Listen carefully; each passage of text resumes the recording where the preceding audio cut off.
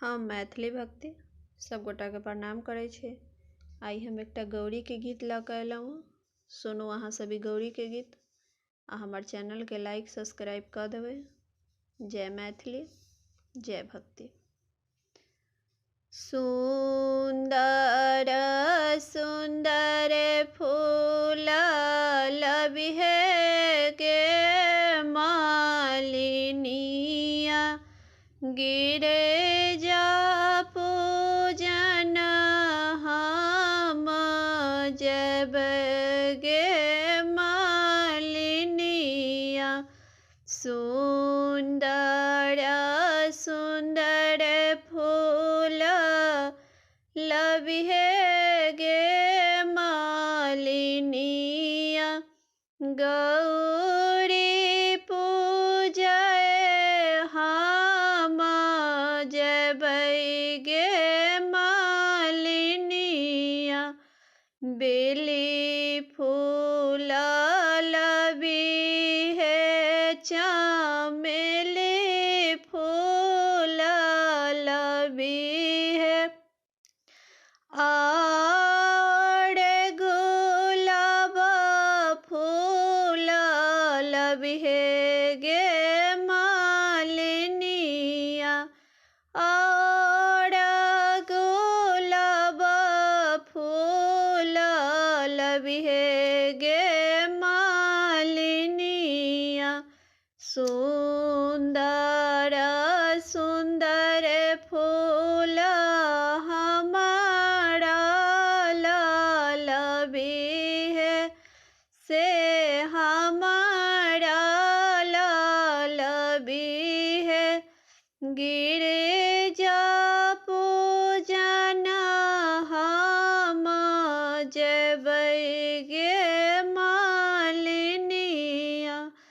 गौरी पूजय हम जबै गे मालिनिया। एक मन होया मालिन तोरे संगे जइताऊँ, एक मन होया मालिन तोरे संगे जइताऊँ। देखी राम के सूरत गे मालिनिया, देखी राम के सूरत गे मालिनिया।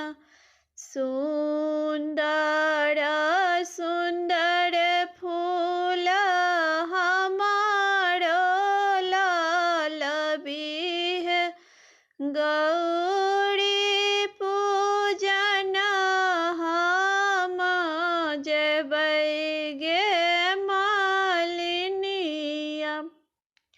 गिरे जा पूजन हम जबै गे मालिनिया।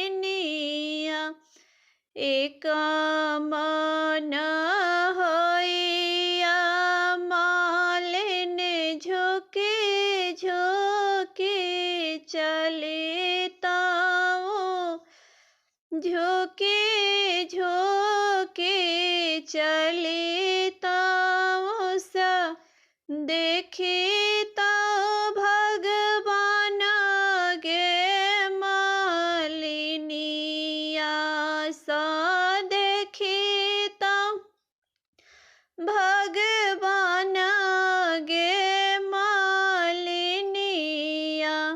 सुंदर सुंदर फूल लबिहे गे मालिनिया, से